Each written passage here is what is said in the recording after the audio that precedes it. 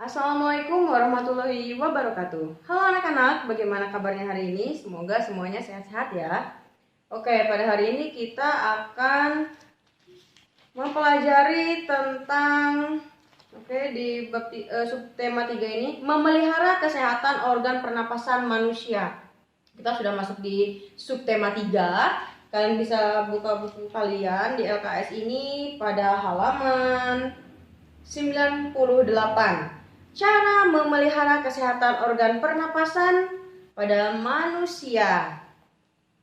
Oke, jadi gimana sih caranya memelihara kesehatan organ pernapasan pada manusia?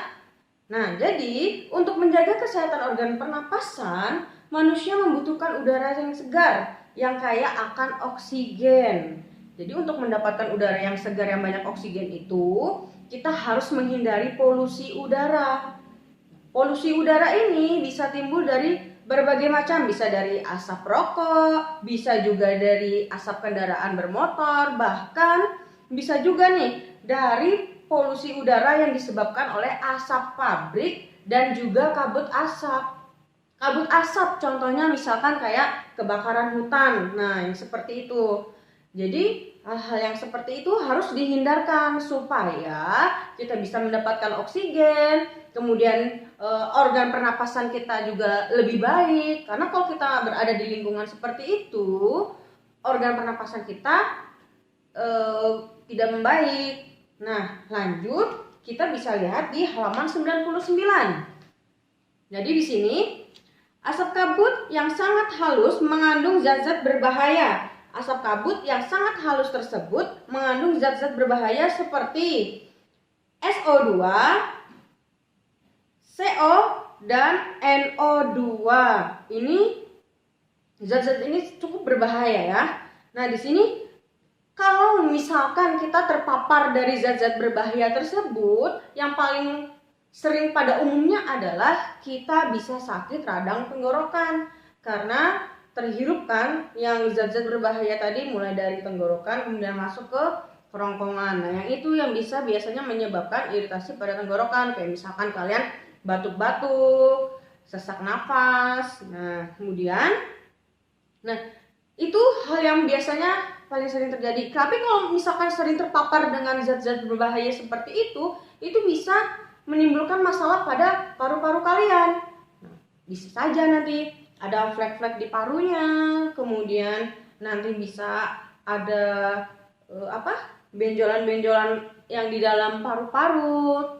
Nah, kita harus hati-hati sebisa mungkin menghindari zat-zat bahaya tersebut. Nah, di sini ada cara untuk menjaga, melindungi diri dari bahaya kabut asap. Nah, itu kalau misalkan yang seperti tadi kan, yang seperti Ibu bilang tadi, kabut asap yang dari kebakaran hutan itu.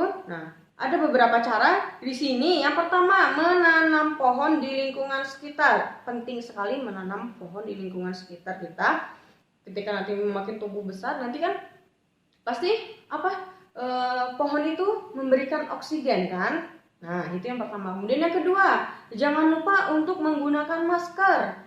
Jadi di saat kalian berpergian atau lagi di tempat umum, jangan lupa menggunakan masker. Bisa saja ketika kita di tempat umum ada orang yang sedang merokok, nah itu asapnya berbahaya kan. Jadi kita udah pakai masker akan aman. Nah, kemudian selain masker apa? Di sini ada bagi masyarakat yang sudah memiliki gangguan paru-paru, sebaiknya memeriksakan diri ke dokter secara rutin. Tuh ya. Kemudian yang keempat, ada tidak mendekati kawasan yang terdampak kabut asap. Sebisa mungkin hindari tempat yang seperti itu demi menjaga organ pernapasan kita. Nah, itu tadi pembahasan untuk pembelajaran 1. Nah, sekarang kita lanjut ke pembelajaran kedua. Di sini ada pembelajarannya merancang cerita bergambar. Sebelumnya kita sudah pernah kan membahas tentang cergam atau cerita bergambar di subtema yang sebelumnya. Nah, di sini cergam merupakan kependekan dari cerita bergambar. Kemudian cergam mengandung pengertian perpaduan gambar dan teks menjadi satu kesatuan. Fungsinya apa? Fungsi dari cergam itu untuk memperjelas alur cerita, menghidupkan cerita, dan memberikan nilai keindahan pada suatu cerita. Itu fungsinya. Nah, di sini buka di halaman 103 di LKS kalian. Di sini ada beberapa hal dalam merancang cerita bergambar dalam cergam ini. Yang pertama, menentukan tema pada cerita. Itu hal yang harus kalian perhatikan. Tentukan dulu temanya seperti apa. Kemudian yang kedua, menentukan objek utama. Objeknya apa? Bisa manusia, tumbuhan, hewan, atau apapun itu objeknya. Kemudian yang ketiga, menentukan objek pembantu. Terserah kalian. Objek pembantunya ini bisa benda mati atau benda hidup. Nah, seperti itu. Kemudian latar tempat. Terserah latar tempatnya. Bisa di rumah, bisa di halaman, bisa di istana, atau dimanapun. Kemudian suasananya. Suasananya seperti apa? Bisa misalkan suasananya sedih, senang, mencekam, atau ya menurut kalian yang seperti apa suasananya gitu. Itu salah satu contohnya. Jadi cergam yang baik itu yang merupakan ilustrasi gambar untuk memperjelas cerita yang dapat membantu pembaca dalam memahami isi cerita. Jadi itu beberapa hal dalam merancang cergam. Nah, itu tadi pembahasan kita di pembelajaran kedua tentang merancang cerita bergambar. Oke, nah sekarang kita lanjut lagi ke pembelajaran ketiga. Pembelajaran ketiga ini ada manusia sebagai makhluk sosial dan ekonomi. Ini buka di LKS kalian halaman 112.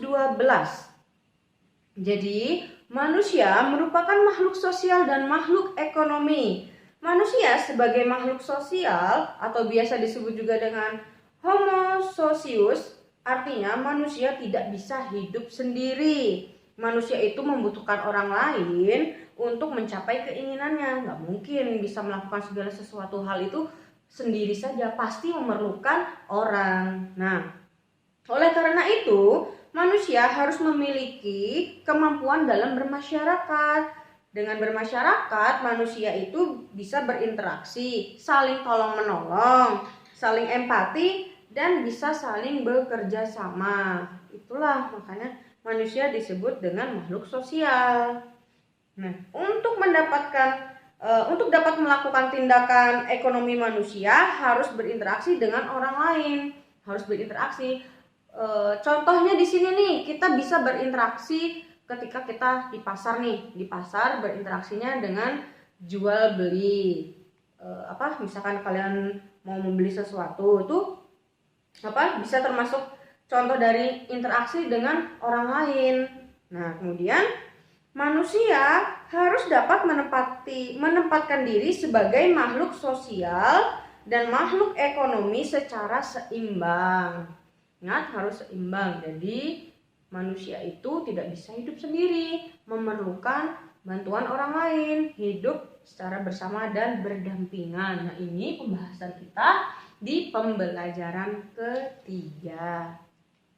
Nah, sekarang kita lanjut ke pembelajaran keempat. Pembelajaran keempat yaitu melakukan kegiatan ekonomi secara bertanggung jawab.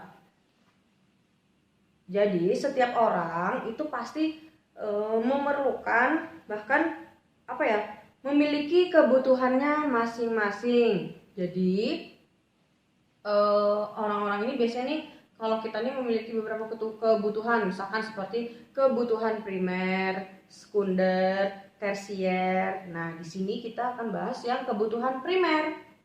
Oke, jadi biasanya ini kebutuhan primer ini mencakup sandang, pangan, dan papan. Nah, kebutuhan sandang ini biasanya berupa pakaian. Sedangkan tadi kan sandang, kemudian pangan. Nah, kalau kebutuhan pangan ini biasanya seperti untuk makan dan minum, itu kebutuhan pangan. Dan kemudian kebutuhan papan. Kalau papan itu berupa tempat tinggal. Jadi maksud sandang, pangan, papan itu seperti tadi. Sandang pakaian, pangan itu bisa makanan dan minuman, papan yaitu tempat tinggal, dan itu kebutuhan primer setiap manusia pada umumnya seperti itu ya.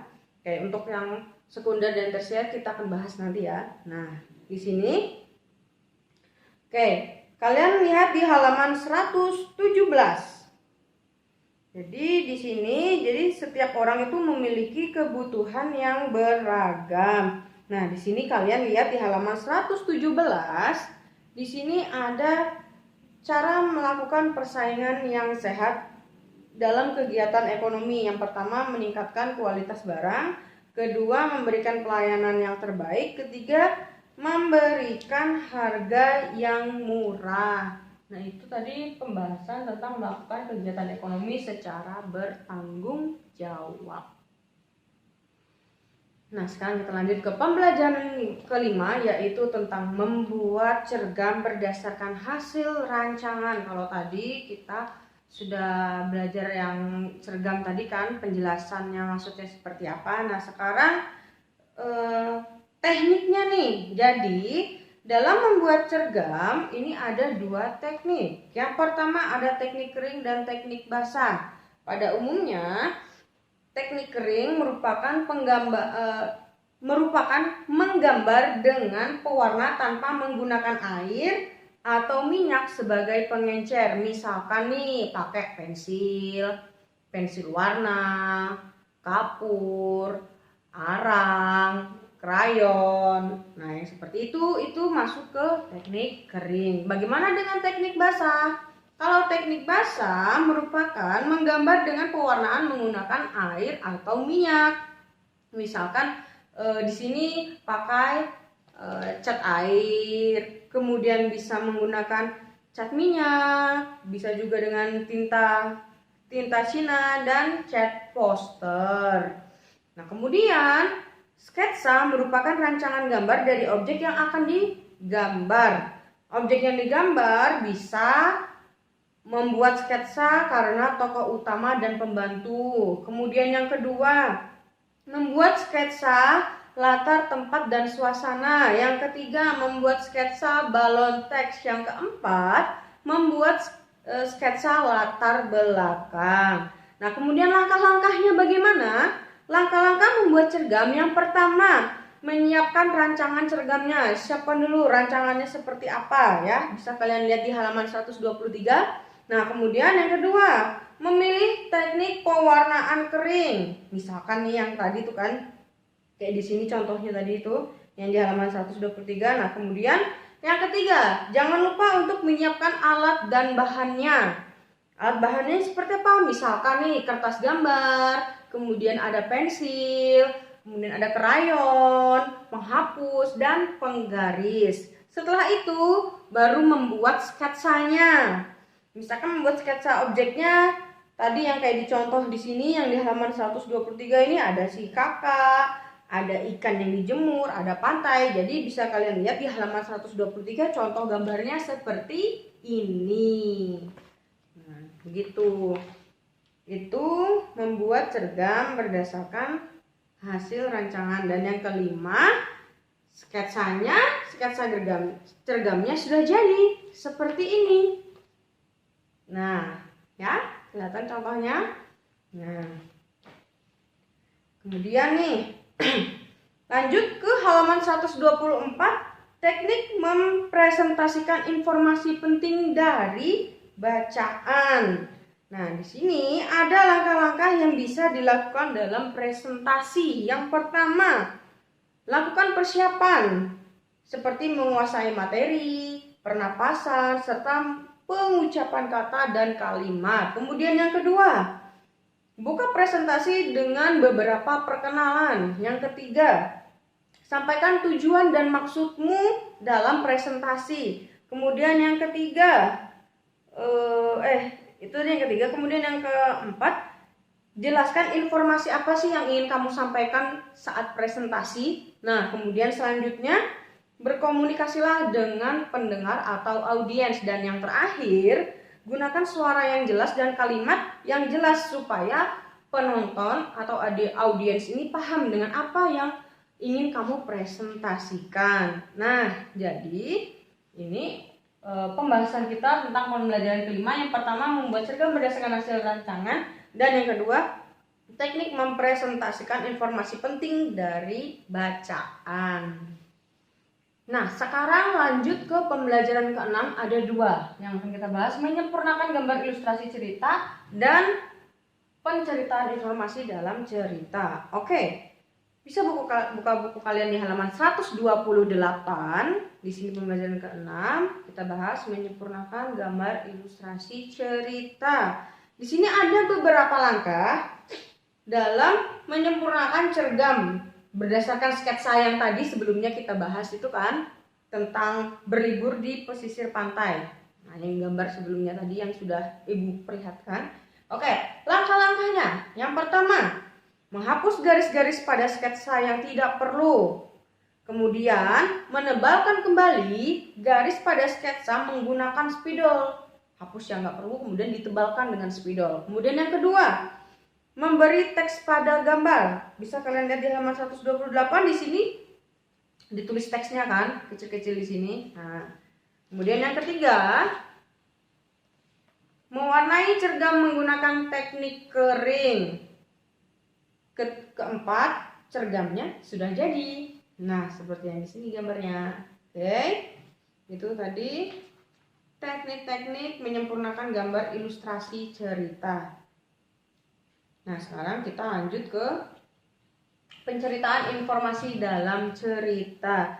Di sini ada beberapa langkah-langkah dalam penceritaan informasi dalam cerita. Pertama, pahami secara menyeluruh isi cerita. Harus kamu pahami dulu maksud dari cerita tersebut apa. Kemudian yang kedua, ingat-ingat nama tokoh dan penokohan dalam cerita. Kemudian yang ketiga, ingat urutan peristiwa. Peristiwa itu kayak alurnya, kemudian latarnya, pesan atau amanatnya yang akan disampaikan dalam cerita.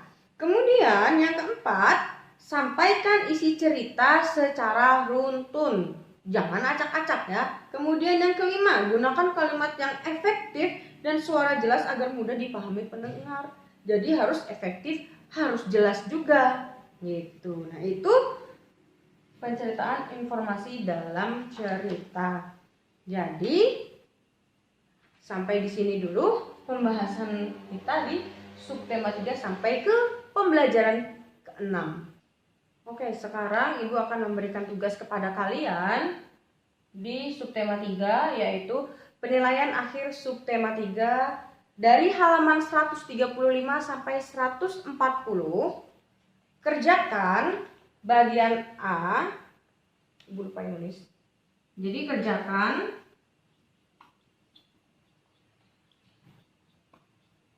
bagian A,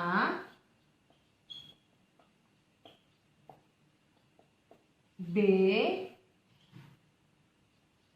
dan C. Kerjakan bagian A, B, dan C. Kerjakan di lembaran, tulis halaman dan tulis jawabannya saja, dan jangan lupa dikumpulkan Senin depan. Oke? Sekian pembahasan kita hari ini. Wassalamualaikum warahmatullahi wabarakatuh.